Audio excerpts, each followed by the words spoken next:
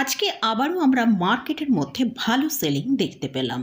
Nifty 73 point এবং Sensex 308 point এবং bank Nifty 259 point নেগেটিভে ক্লোজ দিয়েছে। এছাড়াও আমরা যদি মিড ক্যাপ এবং স্মল ক্যাপ ইন্ডেক্সের দিকে ফোকাস করি, সেখানেও একটা ভালো সেলিং এসছে। মিড ক্যাপ ইন্ডেক্স 225 পয়েন্ট এবং স্মল ক্যাপ ইন্ডেক্স 28 পয়েন্ট নেগেটিভে ক্লোজ দিয়েছে। তো মার্কেটে আজকে এতটা কেন সেলিং এসছে সেটা নিয়ে আলোচনা করব। আগামীকাল নিফটি ব্যাংক নিফটিতে কীরকম ট্রেড হতে পারে সেটা নিয়েও আলোচনা করব। এর সাথে সাথেই আজকের ভিডিওয়ে দুটো স্টক নিয়ে আলোচনা করব, যে স্টক দুটো এই যে মার্কেটে এত সেলিংয়ের ফলেও আজকে কিন্তু সেই স্টক দুটোই একটা ভালো র্যালি এসেছে, সেটা নিয়ে ডিসকাস করব। চলুন তাহলে ভিডিওটা শুরু করা যাক। ভিডিও শুরু করার আগে বলি, চ্যানেলে যদি ফার্স্ট টাইম ভিজিট করে থাকেন চ্যানেলটা সাবস্ক্রাইব করে নেবেন আর পাশে থাকা বেল আইকনটা প্রেস করে রাখবেন। আমি ভিডিও আপলোড করার সাথে সাথে আপনাদের কাছে ভিডিওটা পৌঁছে যাবে। তো আজকে আমরা মর্নিংয়ে মার্কেট যখন ওপেন হয়েছিল দেখেছি 24,720-তে ওপেন হয়ে সেখান থেকে হাই যেটা করেছিল 24,733। সেখান থেকেই কিন্তু আমরা দেখেছি একটা সার্ভ সেলিং মার্কেটের মধ্যে চলে আসে এবং আজকে যেটা লো হয়েছে সেটা হচ্ছে 24,590। ক্লোজিং টাইমে আমরা কিছুটা রিকভার দেখতে পাই, সেটা রিকভার করে ক্লোজিং হয়েছে 24,669-এ। তো মার্কেটের মধ্যে আজকে কেন এতটা সেলিং এসছে সেটা নিয়ে এবারে আলোচনা করব। ফার্স্ট যে পয়েন্টটা সেটা হচ্ছে গতকাল রাত্রে ডোনাল্ড ট্রাম্প আবার ইন্ডিয়ার উদ্দেশ্যে ট্যারিফ নিয়ে হুমকি দিয়েছেন। তো তার ফলে কিন্তু আমরা মার্কেটের মধ্যে সেলিং দেখলাম। সেকেন্ড যে পয়েন্টটা, গতকাল আমরা এফআইসরা কিছুটা বাই করেছিল, কিন্তু আজকে আবার আমরা এফআইসদের মধ্যে সেলিং প্রেশারটা দেখতে পাচ্ছি। থার্ড, আগামীকাল আরবিআইয়ের মনিটারি পলিসি আসছে, তার জন্য ব্যাংক নিফটির মধ্যে আমরা আজকে দেখেছি যে ব্যাংক নিফটি একটা বেশ নার্ভাসের মধ্যে ট্রেড করছে। সেখানে আমরা দেখতে পাচ্ছি ব্যাংক নিফটির যে একটা স্ট্রং সাপোর্ট লেভেল ছিল সেগুলোকে ব্রেক করতে করতে নিচের দিকে ট্রেড করেছে। তার ফলে আমরা মার্কেটের মধ্যে একটা সেলিং প্রেশার তৈরি হয়েছে। এছাড়াও আমরা যদি দেখি যে ডিফেন্স সেক্টর হিসেবে যেসব সেক্টরগুলোকে আমরা জানি, যেমন আইটি, এফএমসিজি, ফার্মা, এইসব সেক্টরের মধ্যে কিন্তু আজকে একটা ভালো সেলিং প্রেশার এসেছিল।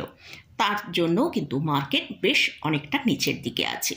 কিন্তু আজকে মার্কেটে আমরা যেটা দেখতে পেলাম যে নিফটির যেটা সাপোর্টটা রয়েছে 24,500 থেকে 24,550, সেই সাপোর্টটা কিন্তু নিফটি আজকে মেনটেন করতে পেরেছে। তার কারণ যেমন এফআইসরা সেলিং করছে, কিন্তু ডিআইসরা লোয়ার লেভেলে তাদের বাইটা মেনটেন রেখেছে। তার জন্য কিন্তু সাপোর্ট লেভেলের ওপরেই কিন্তু আজকে নিফটি ট্রেড করেছে। তো এবারে আগামীকাল নিফটি কীরকম ট্রেড করবে সেটা নিয়ে আলোচনা করব।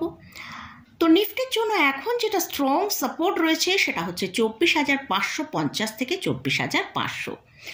তো নিফটি কিন্তু এখন আমরা যদি দেখি একটা রেঞ্জের মধ্যে ট্রেড করছে, যেটা রেঞ্জটা হচ্ছে ও নিচের দিকে 24,580-90 এই জায়গায়, আর ওপরের দিকে 24,730 থেকে 750। যদি আগামীকাল আমরা দেখি মানে আরবিআই যে মনিটারি পলিসি আছে সেটা মার্কেটের কাছে ভালো লাগলো।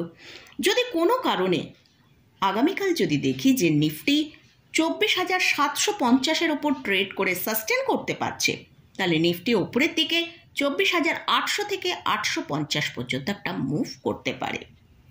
সাপোর্ট লেভেল 24,500-কে ব্রেক করে নিচের দিকে ট্রেড করে, তাহলে কিন্তু মার্কেটের মধ্যে আবার সেলিং প্রেশারটা বাড়তে পারে, নিফটি নিচের দিকে 24,450-এর কাছে চলে আসতে পারে।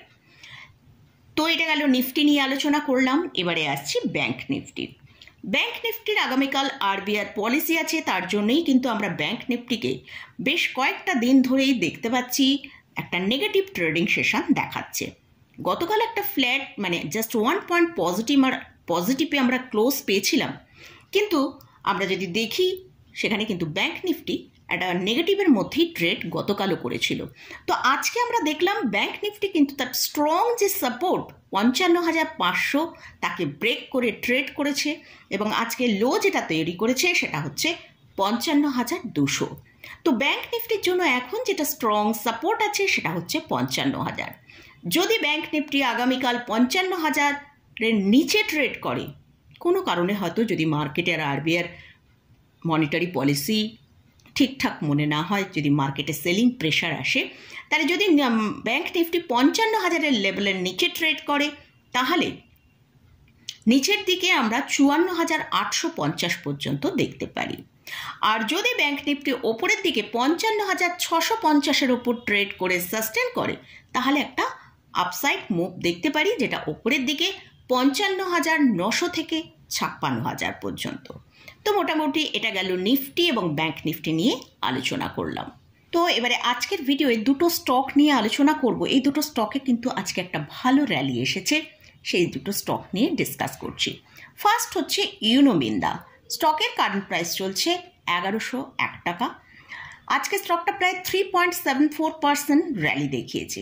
এটা একটা অটো কম্পোনেন্ট এবং ইকুইপমেন্ট সেক্টরে বিলং করে। তো এই কোম্পানির Q1-এর রেজাল্ট কিন্তু এখনো আসেনি।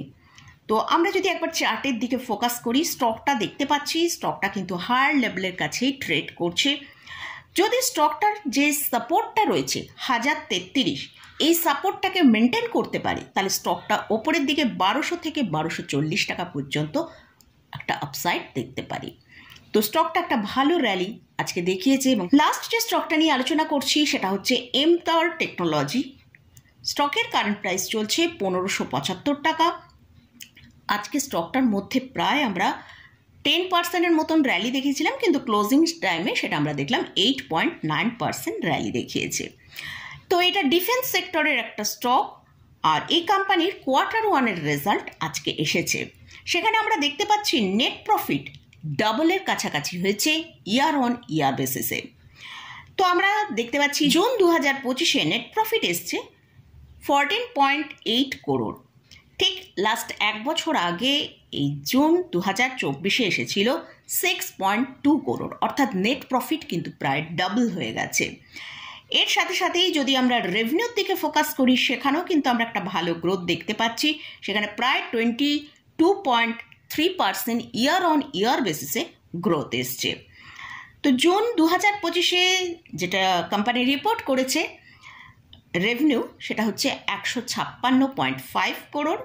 সেটাই এক বছর আগে যে রেভিনিউটা এসেছিল সেটা হচ্ছে জুন 2024-এ 128 করোড়, অর্থাৎ ইয়ার অন ইয়ার বেসিসে আমরা 22.3% জাম্প দেখছি।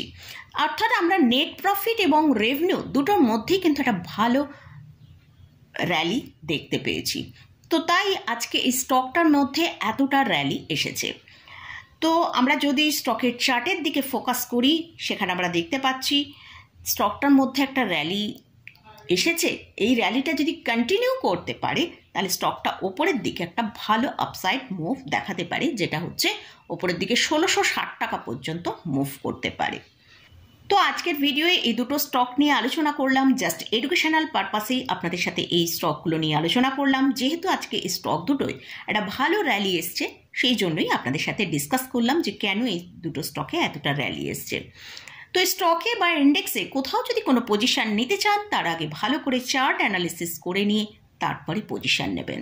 তো মোটামুটি আজকের মতন ভিডিওটা এখানেই শেষ করছি। ভিডিওটা যদি ভালো লাগে অবশ্যই লাইক করবেন, শেয়ার করবেন, সাবস্ক্রাইব করবেন। ধন্যবাদ।